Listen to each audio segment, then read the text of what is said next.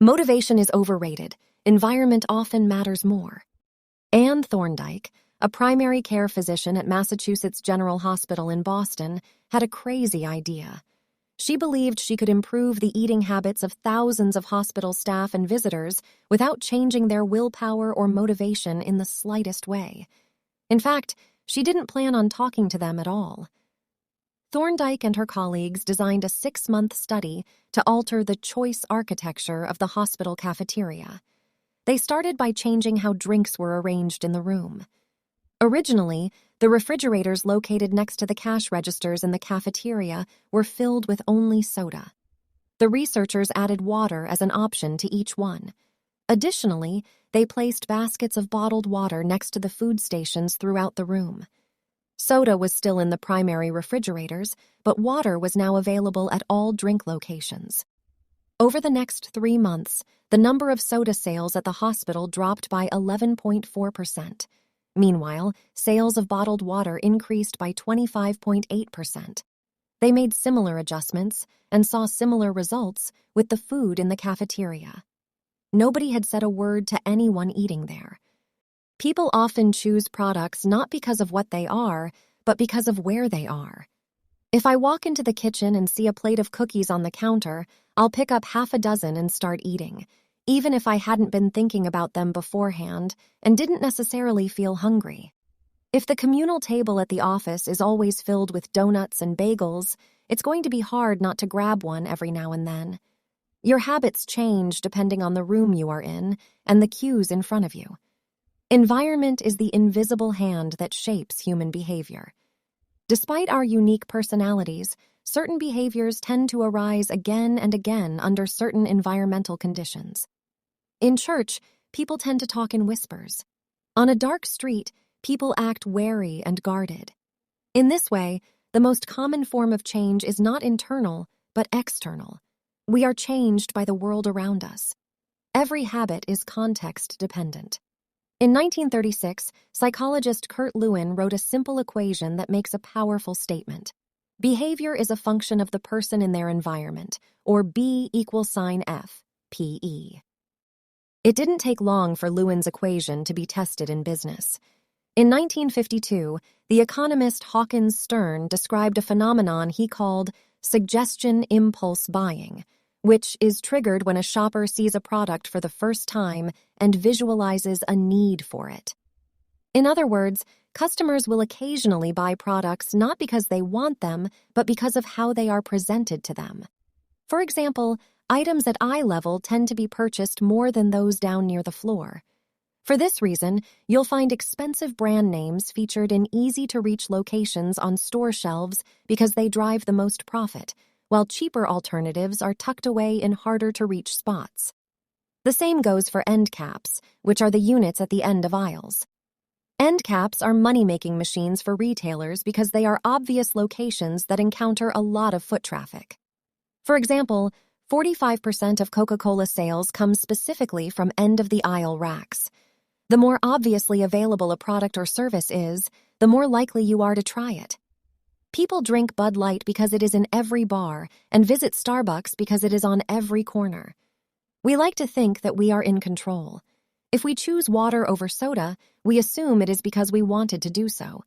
The truth, however, is that many of the actions we take each day are shaped not by purposeful drive and choice, but by the most obvious option. Every living being has its own methods for sensing and understanding the world. Eagles have remarkable long-distance vision. Snakes can smell by tasting the air with their highly sensitive tongues. Sharks can detect small amounts of electricity and vibrations in the water caused by nearby fish. Even bacteria have chemoreceptors, tiny sensory cells that allow them to detect toxic chemicals in their environment. In humans, perception is directed by the sensory nervous system. We perceive the world through sight, sound, smell, touch, and taste. But we also have other ways of sensing stimuli. Some are conscious, but many are non-conscious. For instance, you can notice when the temperature drops before a storm, or when the pain in your gut rises during a stomachache, or when you fall off balance while walking on rocky ground. Receptors in your body pick up on a wide range of internal stimuli, such as the amount of salt in your blood or the need to drink when thirsty. The most powerful of all human sensory abilities, however, is vision. The human body has about 11 million sensory receptors. Approximately 10 million of those are dedicated to sight. Some experts estimate that half of the brain's resources are used on vision. Given that we are more dependent on vision than on any other sense, it should come as no surprise that visual cues are the greatest catalyst of our behavior. For this reason, a small change in what you see can lead to a big shift in what you do. As a result, you can imagine how important it is to live and work in environments that are filled with productive cues and devoid of unproductive ones. Thankfully, there is good news in this respect. You don't have to be the victim of your environment. You can also be the architect of it. How to design your environment for success. During the energy crisis and oil embargo of the 1970s, Dutch researchers began to pay close attention to the country's energy usage. In one suburb near Amsterdam, they found that some homeowners used 30% less energy than their neighbors, despite the homes being of similar size and getting electricity for the same price. It turned out the houses in this neighborhood were nearly identical, except for one feature: the location of the electrical meter. Some had one in the basement, others had the electrical meter upstairs in the main hallway. As you may guess, the homes with the meters located in the main hallway used less electricity. When their energy use was obvious and easy to track, people changed their behavior. Every habit is initiated by a cue, and we are more likely to notice cues that stand out. Unfortunately, the environments where we live and work often make it easy not to do certain actions because there is no obvious cue to trigger the behavior. It's easy not to practice the guitar when it's tucked away in the closet. It's easy not to read a book when the bookshelf is in the corner of the guest room. It's easy not to take your vitamins when they are out of sight in the pantry. When the cues that spark a habit are subtle or hidden, they are easy to ignore. By comparison, creating obvious visual cues can draw your attention toward a desired habit. In the early 1990s, the cleaning staff at Schiphol Airport in Amsterdam installed a small sticker that looked like a fly near the center of each urinal. Apparently, when men stepped up to the urinals, they aimed for what they thought was a bug. The stickers improved their aim and significantly reduced spillage around the urinals. Further analysis determined that the stickers cut bathroom cleaning costs by 8% per year. I've experienced the power of obvious cues in my own life. I used to buy apples from the store, put them in the crisper in the bottom of the refrigerator, and forget all about them. By the time I remembered, the apples would have gone bad. I never saw them, so I never ate them. Eventually, I took my own advice and redesigned my environment. I bought a large display bowl and placed it in the middle of the kitchen counter. The next time I bought apples, that was where they went, out in the open where I could see them. Almost like magic, I began eating a few apples each day simply because they were obvious rather than out of sight. Here are a few ways you can redesign your environment and make the cues for your preferred habits more obvious. If you want to remember to take your medication each night, put your pill bottle directly next to the faucet on the bathroom counter. If you want to practice guitar more frequently, place your guitar stand in the middle of the living room. If you want to remember to send more thank you notes, keep a stack of stationery on your desk. If you want to drink more water, fill up a few water bottles each morning and place them in common locations around the house. If you want to make a habit a big part of your life, make the cue a big part of your environment. The most persistent behaviors usually have multiple cues. Consider how many different ways a smoker could be prompted to pull out a cigarette: driving in the car, seeing a friend smoke, feeling stressed at work, and so on. The same strategy can be employed for good habits. By sprinkling triggers throughout your surroundings, you increase the odds that you'll think about your habit throughout the day. Make sure the best choice is the most obvious one.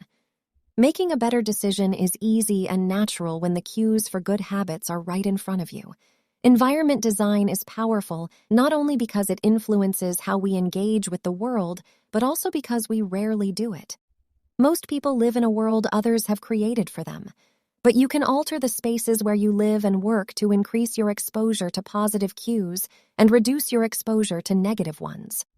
Environment design allows you to take back control and become the architect of your life.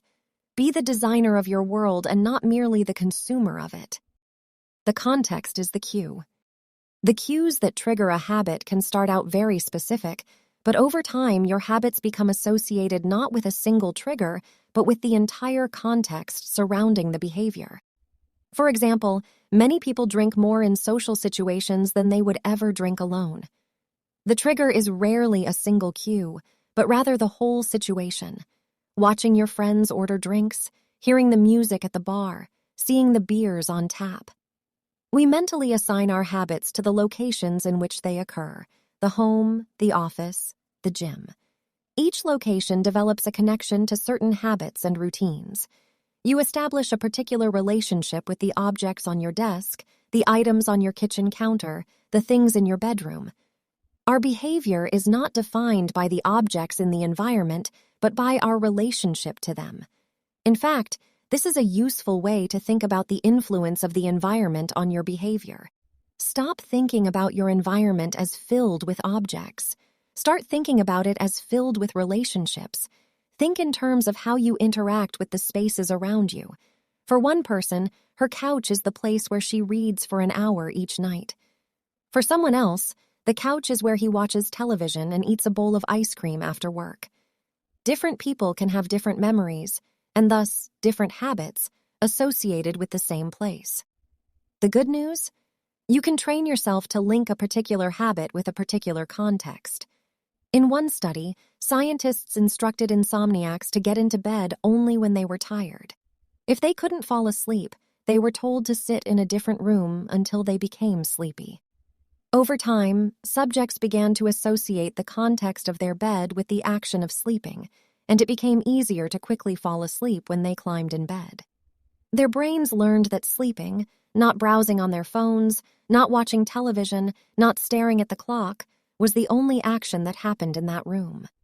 The power of context also reveals an important strategy. Habits can be easier to change in a new environment. It helps to escape the subtle triggers and cues that nudge you toward your current habits. Go to a new place, a different coffee shop, a bench in the park, a corner of your room you seldom use, and create a new routine there. It is easier to associate a new habit with a new context than to build a new habit in the face of competing cues. It can be difficult to go to bed early if you watch television in your bedroom each night. It can be hard to study in the living room without getting distracted if that's where you always play video games. But when you step outside your normal environment, you leave your behavioral biases behind. You aren't battling old environmental cues, which allows new habits to form without interruption. Want to think more creatively? Move to a bigger room, a rooftop patio, or a building with expansive architecture. Take a break from the space where you do your daily work, which is also linked to your current thought patterns. Trying to eat healthier? It is likely that you shop on autopilot at your regular supermarket. Try a new grocery store. You may find it easier to avoid unhealthy food when your brain doesn't automatically know where it is located in the store. When you can't manage to get to an entirely new environment, redefine or rearrange your current one. Create a separate space for work, study, exercise, entertainment, and cooking. The mantra I find useful is one space, one use. When I started my career as an entrepreneur, I would often work from my couch or at the kitchen table. In the evenings, I found it very difficult to stop working. There was no clear division between the end of work time and the beginning of personal time. Was the kitchen table my office or the space where I ate meals? Was the couch where I relaxed or where I sent emails? Everything happened in the same place. A few years later, I could finally afford to move to a home with a separate room for my office. Suddenly, work was something that happened in here, and personal life was something that happened out there. It was easier for me to turn off the professional side of my brain when there was a clear dividing line between work life and home life. Each room had one primary use. The kitchen was for cooking. The office was for working. Whenever possible, avoid mixing the context of one habit with another. When you start mixing contexts, you'll start mixing habits, and the easier ones will usually win out. This is one reason why the versatility of modern technology is both a strength and a weakness. You can use your phone for all sorts of tasks, which makes it a powerful device. But when you can use your phone to do nearly anything, it becomes hard to associate it with one task. You want to be productive, but you're also conditioned to browse social media, check email, and play video games whenever you open your phone. It's a mishmash of cues. You may be thinking, "You don't understand. I live in New York City. My apartment is the size of a smartphone. I need each room to play multiple roles." Fair enough. If your space is limited, divide your room into activity zones: a chair for reading, a desk for writing, a table for eating. You can do the same with your digital spaces. I know a writer who uses his computer only for writing, his tablet only for reading, and his phone only for social media and texting. Every habit should have a home. If you can manage to stick with this strategy, each context will become associated with a particular habit and mode of thought. Habits thrive under predictable circumstances like these. Focus comes automatically when you are sitting at your work desk. Relaxation is easier when you are in a space designed for that purpose. Sleep comes quickly when it is the only thing that happens in your bedroom. If you want behaviors that are stable and predictable, you need an environment that is stable and predictable. A stable environment where everything has a place and a purpose is an environment where habits can easily form. Chapter Summary. Small changes in context can lead to large changes in behavior over time. Every habit is initiated by a cue. We are more likely to notice cues that stand out. Make the cues of good habits obvious in your environment. Gradually, your habits become associated not with a single trigger, but with the entire context surrounding the behavior. The context becomes the cue. It is easier to build new habits in a new environment because you are not fighting against old cues.